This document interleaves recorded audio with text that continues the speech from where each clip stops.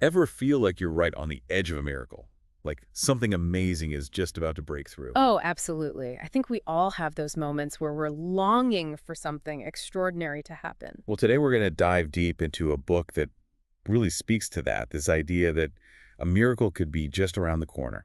Sounds intriguing. Which book are we talking about? It's Donovan Edwards' devotional, Miracle Just Ahead, Part 1. I've heard of that one, A 100-Day Journey, right. Yeah, exactly. 100 days focused on aligning ourselves with God's purpose in order to experience miracles. And that's what's so fascinating about Edward's approach, isn't it? It's not just about hoping for a miracle, it's about actively participating in creating the conditions for them to happen. Right. It's like he's saying miracles aren't some random lottery win. There's something we can actually cultivate in our lives. Okay, I'm hooked. Tell me more about this. How does he lay that foundation? What makes those miracles possible? Well, right off the bat, Edwards connects miracles to God's purpose for our lives. It's like he's saying, look, miracles aren't just about getting what you want. It's more about aligning with what God wants. Exactly. When those two things come together, that's when the magic happens. And he uses this incredible analogy to illustrate this point. Oh, I love a good analogy. Lay it on me. Remember the story of Moses at the Red Sea? Of course, who could forget that one? Right. So God asked Moses, what's in your hand? Now, we often focus on the faith part of that story, but Edwards highlights something else. What's that? He points out that God was also highlighting the tools Moses already had, the staff. Hmm.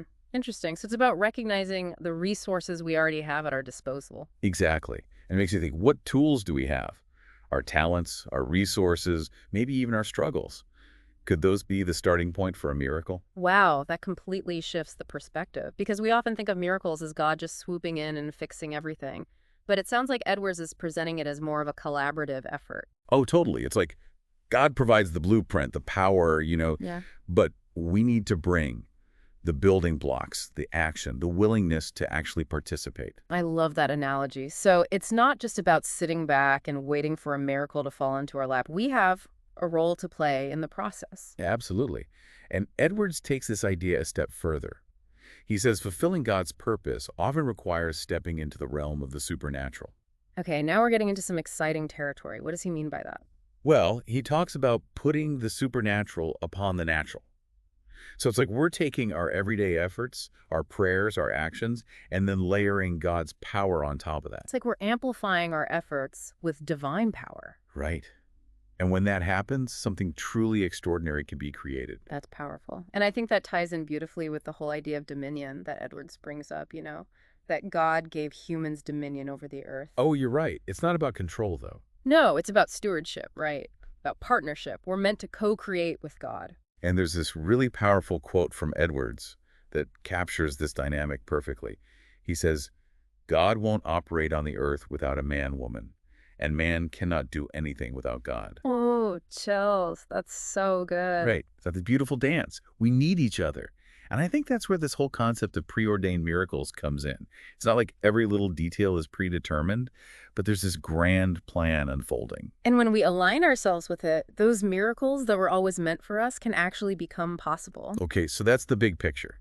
But how do we actually do that? How do we get in sync with God's plan for our Well, lives? good news is the devotional offers some really practical guidance. Each day you get a specific word from God. Like a message to reflect on. Exactly, followed by a prayer and a declaration. The speaking part is crucial, isn't it? It's like we're taking that divine inspiration and actually bringing it into the physical realm. It's like we're giving it a voice, making it real. And it reminds me of the Lord's Prayer, where we say, Thy will be done on earth as it is in heaven.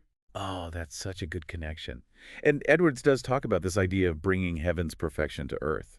It's like, what if miracles aren't just about our personal needs and desires? What if it's about transforming the world around us, making it reflect God's ultimate vision? Exactly. So maybe a miracle isn't always this big flashy event. Maybe it's that moment of peace in the middle of chaos. Or the kindness we extend to a stranger. Right. It's about bringing a little piece of heaven down here. That's a beautiful way to think about it. And speaking of bringing heaven to earth, there's one more thing from the intro that really struck me. Edwards talks about closing our five senses to quiet the noise and hear God's guidance. Oh, that's a tough one.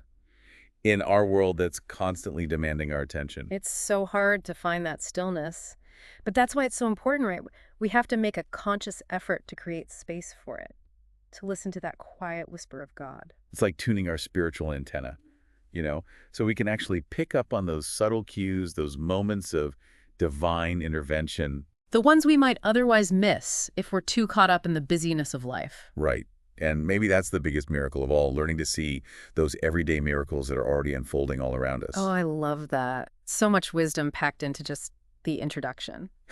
So as we wrap up this deep dive into miracle just ahead, it seems like the real key to experiencing miracles is this beautiful blend of faith, action, and aligning ourselves with God's purpose. Recognizing the tools we've been given and then stepping boldly into that partnership with the divine. Beautifully said. And as you embark on your own journey with this devotional, I want to leave you with a final thought. What miracle is God waiting to unfold in your life? And what instructions might he whisper to your heart if you just take the time to listen?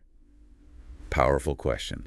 Thanks for joining us on this deep dive today. May your life be filled with miracles big and small.